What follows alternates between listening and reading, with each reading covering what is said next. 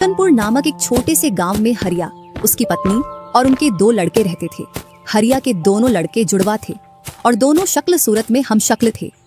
जो कोई भी व्यक्ति उनको देखता तो वो पहचान नहीं पाता कौन रामू कौन राजू है इन दोनों में से। एक शाम हरिया अपनी पत्नी से बोलता है, अब तो बुढ़ापा आ गया और अब पहले जैसे हाथ पैर भी नहीं चलते। हाँ, अब आपकी और मेरी उम्र हो गई है, अब मुझसे भी घर का काम नहीं होता।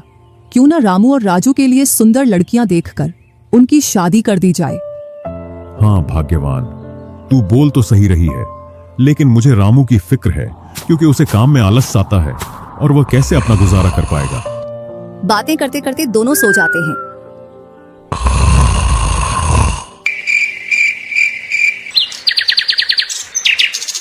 और सुबह उठकर हरिया रामू राजू से बोलता है, तुम दोनों खेतों पर चले जाना और एक खेत को खोद आना जिसमें मैं आकर बीज बो दूंगा। और आज मैं अपने दोस्त से मिलने के लिए पास ही के गांव में जा रहा हूं, 2 दिन में लौट कर आऊंगा। हरिया तैयार होकर दूसरे गांव की ओर निकल जाता है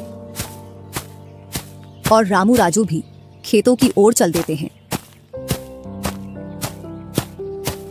दोनों खेतों में जाकर काम करने लग जाते हैं। रामू ठहरा कामचोर, वह थोड़ी देर काम करने के बाद एक पेड़ की छांव में जाकर लेट जाता है। इधर राजू को सुबह से शाम हो जाती है और वह आधा खेत खोद देता है।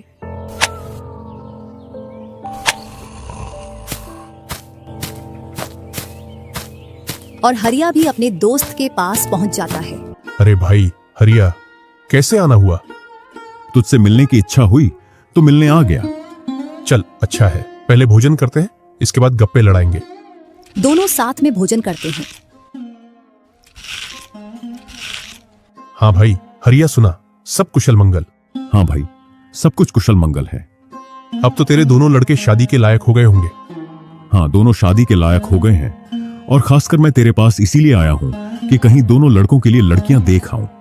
वैसे अपनी भी 2 बेटी हैं और दोनों खूब होशियार और चंचल है। अब दोनों की भी उम्र शादी के लायक हो गई है। अगर तुझे कोई ऐतराज ना हो तो क्यों ना इस दोस्ती को रिश्तेदारी में बदल दी जाए। इतना सुन हरिया बड़ा खुश होता है। जब वह दोनों लड़कियों को देखता है तो दोनों बहुत ही सुंदर थीं।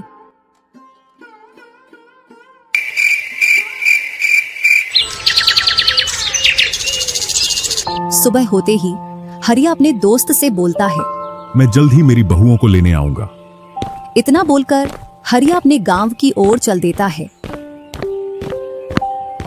इधर रामू और राजू भी अपने खेतों पर काम करने के लिए आ जाते हैं और रामू पेड़ की छांव में जाकर सो जाता है। इधर राजू अपने काम में लगा रहता है।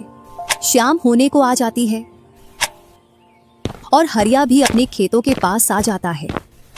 रामू की आंख खुलती है तो हरिया उसको आता हुआ दिखता है, तो वह खेत में जाकर काम करने लग जाता है। चलो घर, अब शाम हो गई और खेत भी पूरा खुद गया है।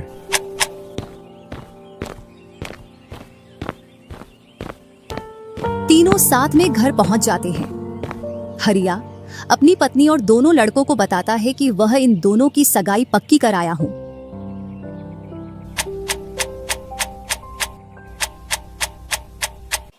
और वह कुछ दिन बाद दोनों का विवाह कर देता है। ऐसे ही कुछ वर्ष निकल जाते हैं।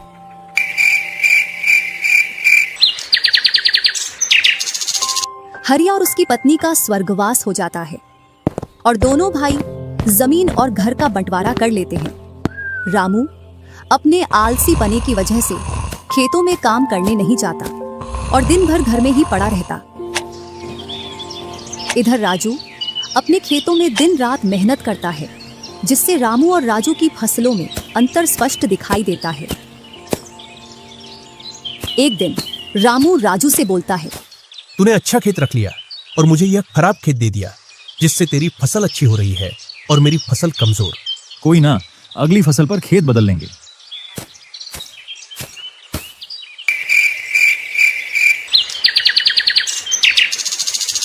अगली फसल पर रामू राजू से खेत बदल लेता है और एक खेत ज्यादा ले लेता है। फिर भी राजू खुशी खुशी उसे खेत दे देता है। राजू के हिस्से में जो खेत थे उनमें फिर से वह दिन रात मेहनत करता। इधर रामू कभी काम करता तो कभी काम नहीं करता। रामू के पास बीज खरीदने के भी पैसे नहीं थे, तो वह पैसे लेने के लिए जमींदार के यहाँ चला जाता। जमींदार जी, कुछ पैसे उधार चाहिए थे, जिससे मैं अपने खेतों के लिए बीज ले आता और फसल आने पर मैं आपको पैसे लौटा देता। क्यों नहीं भैया, लेकिन आपको 2% ब्याज देना पड़ेगा। जी जमींदार जी, मैं ब्याज दे दूंगा। जमींदार रामू को पैसे दे देता है और रामू उनसे कुछ बीज लाकर अपने खेतों में बो देता है।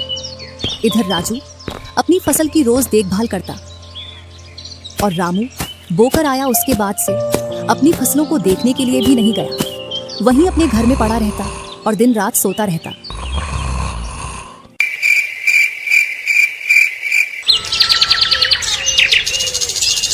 एक दिन जब फसल पकने का समय आया तो वह अपनी फसल देखने के लिए तो पर गया और फसल देखकर बोला, अरे इतनी कमजोर फसल, मैंने खेत बदल लिया, फिर भी लगता है मेरी ही किस्मत खराब है। जो भी जमीन में लेता हूँ उसमें अच्छी फसल होती ही नहीं है।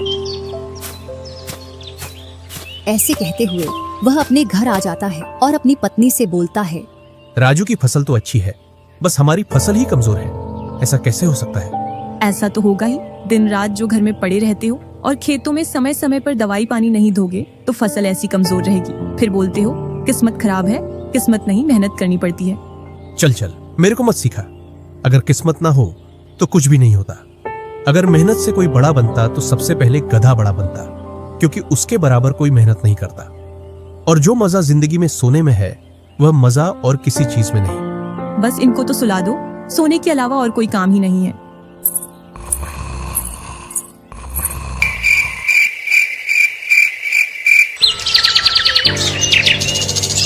कुछ दिनों बाद जब फसल निकली तो राजू की फसल रामू से दोगुनी निकली, जबकि उसकी जमीन रामू से कम थी। रामू फसल को देखकर बोलता है, इस फसल को बेच कर आऊं या खाने के लिए रखूं? इधर जमींदार जी को भी पैसे देने हैं। अब इतनी सी फसल से कैसे काम चलेगा पता नहीं।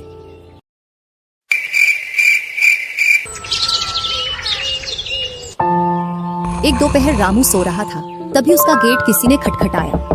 पता नहीं कौन भरी दोपहर में नींद खराब करने के लिए आ गया। जैसे ही वह गेट खोलता है तो सामने जमींदार खड़ा दिखता है। क्या यह रामू का घर है? रामू ने सोचा, क्यों ना मैं इसे राजू के घर पहुंचा दूं, यह मुझे पहचान भी नहीं पाया। मैं तो राजू हूँ, वह वाला घर है रामू का। जमींदार सामने वाले घर पर जाकर गेट को खटखटाने लगता है। राजू गेट खोलता है और बोलता है, क्यों भाई, इतनी तेज गेट को क्यों खटखटा रहे हो? मैंने आपके रुपए लेकर खा लिए क्या? हाँ भैया रामू, तुमने मेरे जो पैसे लिए थे उन्हीं को लेने के लिए आया हूँ। तुमने बोला था फसल आने पर पैसा लौटा देंगे, जो तुमने अभी तक नहीं लौटाया। क्या जमींदार जी, आप भी दोपहर में नशा करके आ गए? मैंने कब आपसे पैसे उधार लिए? क्या तुम ही रामू हो? नहीं, मैं तो राजू हूँ। रामू तो सामने वाले घर में रहता है।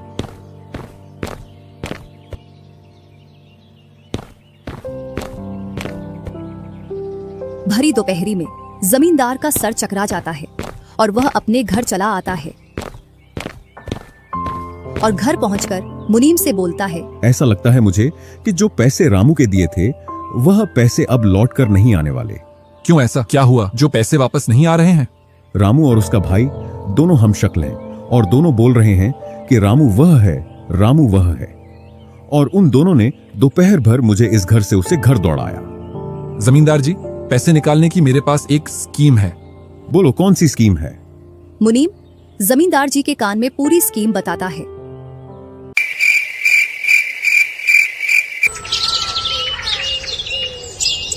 दूसरी सुबह जमींदार, मुनीम और दो आदमी जिनके हाथ में लाठी थी, चारों लोग रामू के घर की ओर चलते हैं।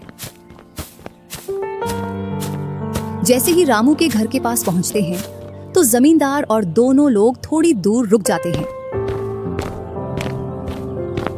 अरे रामू भैया, बाहर निकलो, मैं पास ही के गांव से आया हूँ।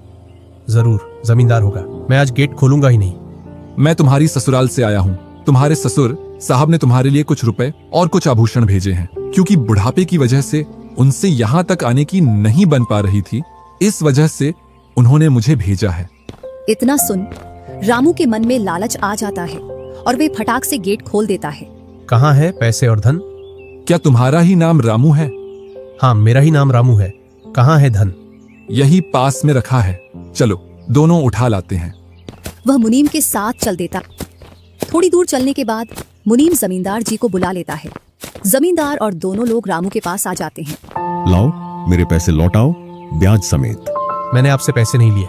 ये ऐसे नहीं मानेगा। अब तुम दोनों के हवाले करता हूँ, तुम चाहे जैसे इससे पैसे निकालो। और दोनों आदमी रामू को लठ से मारते हैं। रामू चिल्लाता हुआ, अरे भाई रुको, अरे भाई रुको, मत मारो, अरे भाई रुको, मत मारो। इधर वह दोनों रामू में दे लठ बरसा रहे थे। तभी राजू गेट खोलकर देखता है तो रामू पर कुछ लोग लठ से वार कर रहे थे। तो वह दौड़कर उनके पास आता है और बोलता है, अरे भाई रुको। इस रामू ने आज से 5 महीने पहले मुझसे पैसे लिए थे। जब लौटाने की बारी आई तो बहाने कर रहा था। कितने पैसे हैं? 2000। रुको मैं लाता हूँ।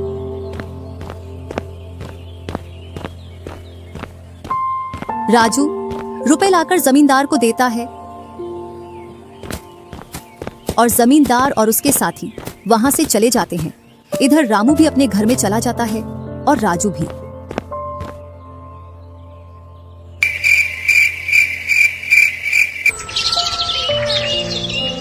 कुछ दिनों बाद दोनों भाई अपना अपना खेत खोदने के लिए खेतों पर पहुंच जाते हैं।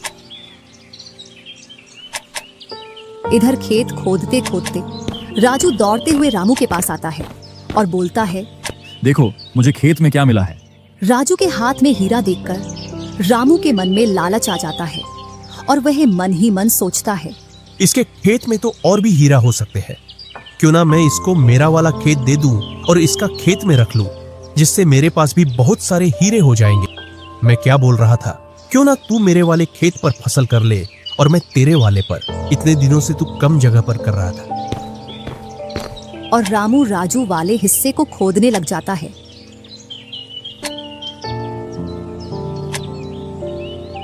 शाम तक पूरे खेत को खोद देता है, लेकिन उसे उसमें कुछ भी नहीं मिलता और थका हारा घर पहुंच जाता है। आज पूरा खेत खोद दिया, लेकिन फिर भी एक हीरा नहीं मिला। जबकि राजू ने खेत का एक कोना खोदा था, उसमें ही उसे एक हीरा मिल गया। अच्छा, आप अगर ऐसे ही मेहनत करते रहे तो एक दिन आपको भी बहुत सारे हीरे मिलेंगे। बातों ही बातों में रामू की नींद लग जाती है।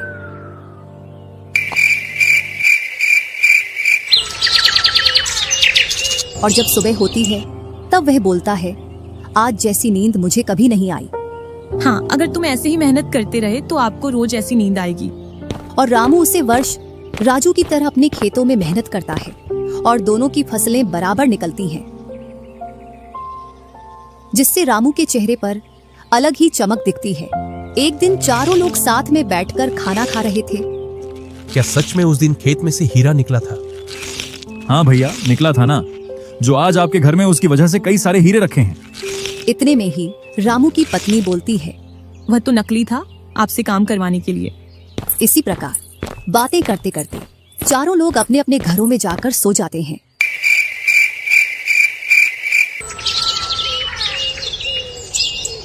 सुबह होते ही तुम दोनों को राजा साहब ने राजमहल बुलाया है। वह दोनों भाई सेनापति के साथ चल देते हैं। अब पता नहीं कौन सी आपदा आ गई। कुछ नहीं, कुछ अच्छा काम होगा, तभी तो हमें बुलाया है। दोनों राजा के पास पहुंच जाते हैं।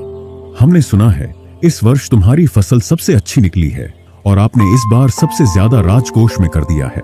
इसी का आप दोनों को इनाम दिया जाता है। दोनों भाइयों को आपके गांव में इनाम के रूप में दुगनी जमीन दी जाती है।